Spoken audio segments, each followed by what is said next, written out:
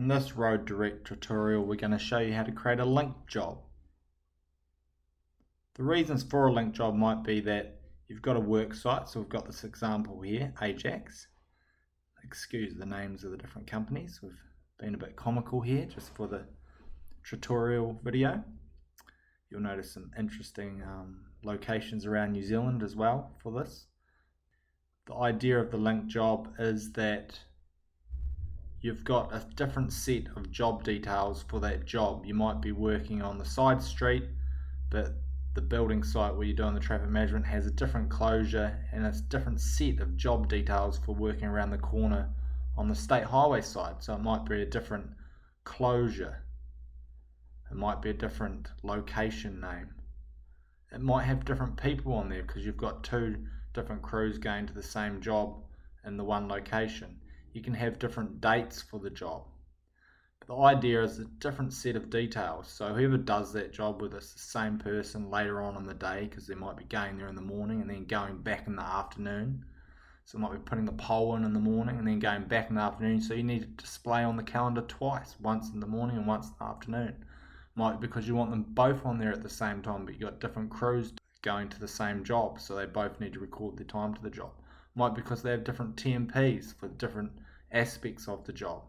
So it would get confusing having all of those people loaded to the one job and then having multiple closures there, because no one would know what the accurate information they should be dealing with is. Anything record to either of the link jobs, or we call it sometimes split jobs, will be all recorded to the one job.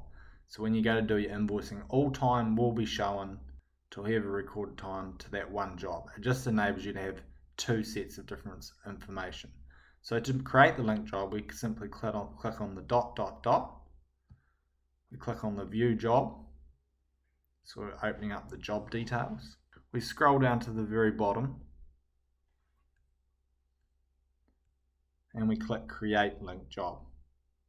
Next to that, we've got some information there which we just described.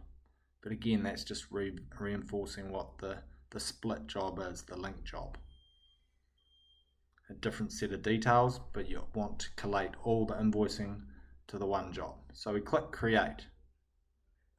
Now it's giving us a second set of details. We can come down here and put in the same date or a different date. It could be the same date with a different time, like we talked about before. And for this example, I'm going to put one on the same day at a different time. I'm also going to have it happening the next day at the same time for this link job. We can change all the details as if we're loading a new job, because it's a totally different set of information. Most of the information, like your billing details, are all going to stay the same, but if you need to change something, you can change it. So we might change this to number 70 because it's just around the corner, but we want to be billing it all to the same job. But the information the SMS needs to see is slightly different. So in this job, we might make it a road closure, changing the closure details. We might be changing the pedestrian management for this part of the job. It might have a different amount of staff on the job. The people on the job might be different. Or they might be the same. It really doesn't matter. It's just this different set of information, but all the billing will be collated to the one job. You might have a different site picture, and you might change the TMP and delete that one and add a different one.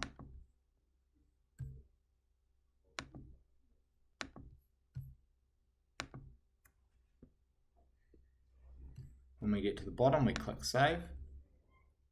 Save all changes. Now when we look at the calendar, we can see the first job for Ajax is up here, and then we've got another job down here for number 70.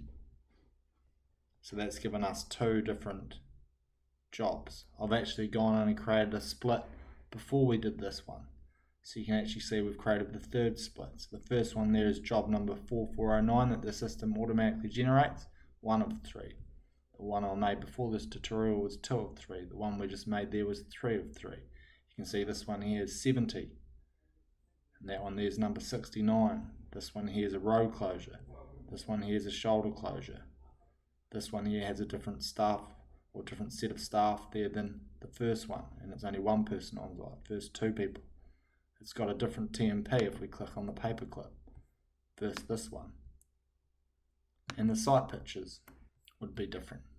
So there we go, that's how we create a linked job.